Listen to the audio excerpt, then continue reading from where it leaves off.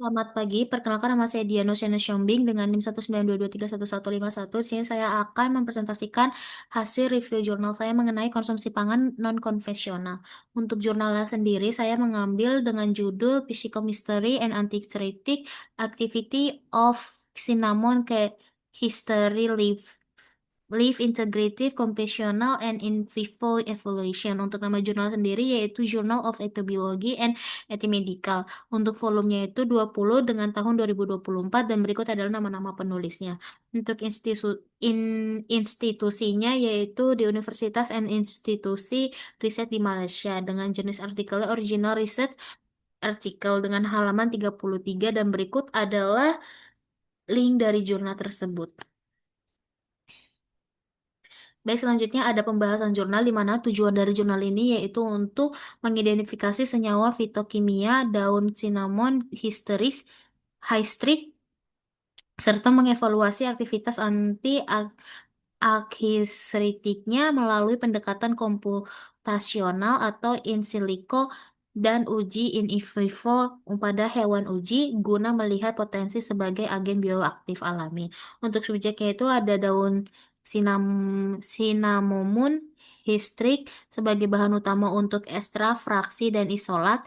Yang kedua ada hewan uji yaitu in vivo untuk menilai efek biologis ekstrak serta komponen aktifnya. Untuk metodenya sendiri yaitu menggunakan GCMS untuk mengidentifikasi komponen fitokimia. Untuk yang kedua ada molekular atau molecular docking dan dynamic simulation untuk menilai interaktif bioaktif dengan target biologis.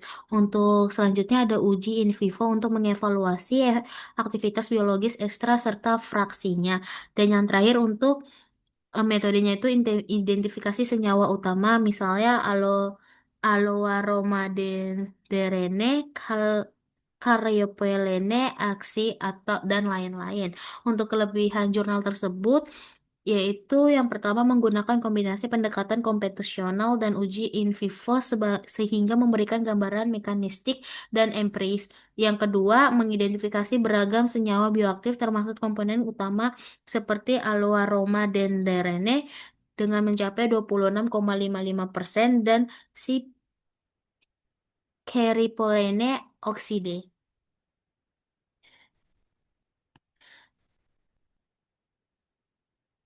Selanjutnya ada kekurangannya juga di mana jurnal ini memiliki dua kekurangan. Yang pertama, belum menjelaskan mekanisme molekuler secara lengkap dan perlu penganalisis lebih lanjut mengenai jalur biokimia dan farmakodinamik. Untuk yang kedua, belum diuji pada manusia sehingga hasil masih terbatas pada tingkat preklinik. Untuk variabel independen dan dependennya, di mana variabel independennya itu ada jenis treatment yang menggunakan ekstra daun C citric. Yang kedua ada fraksi tertentu. Yang ketiga ada senyawa bioaktif hasil isolasi, misalnya aloe aroma denarene. Dan yang terakhir ada konsentrasi atau dosis pemberian. Untuk varian dependennya yaitu ada aktivitas biologis atau anti-antrisatrik pada model uji. Dan yang terakhir hasil interaksi molekul atau breeding affinity. Untuk hasilnya sendiri terdapat 4 yang dimana yang pertama terdapat 47 senyawa yang teridentifikasi melalui GCMS dan yang kedua komponen terbesar yaitu ada aloe demerene dengan persentase 26,55 dan keripelene uh, okside ya oksida dan yang ketiga ada senyawa-senyawa tersebut menunjukkan interaksi kuat secara komputasional terhadap target biologis dan yang terakhir uji in vivo menunjukkan aktivitas anti-antraseritik yang disignifikan sehingga daun seseritik memiliki potensi sebagai agen bioaktif alami. Dan keterkaitannya dengan konsumsi pangan non-konvensional, yang pertama mengungkapkan kandungan fitokimia yang berpotensi sebagai bahan pangan fungsional. Yang kedua mendukung pemanfaatan tanaman lokal sebagai alternatif sumber bioaktif alami.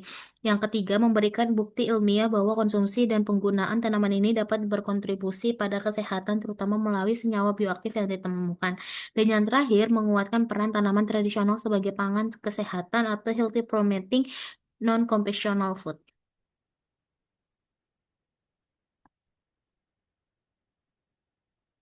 Baik, sekian dari saya. Mohon maaf bila ada salah-salah kata maupun ketikan dan perilaku. Saya akhiri, selamat pagi.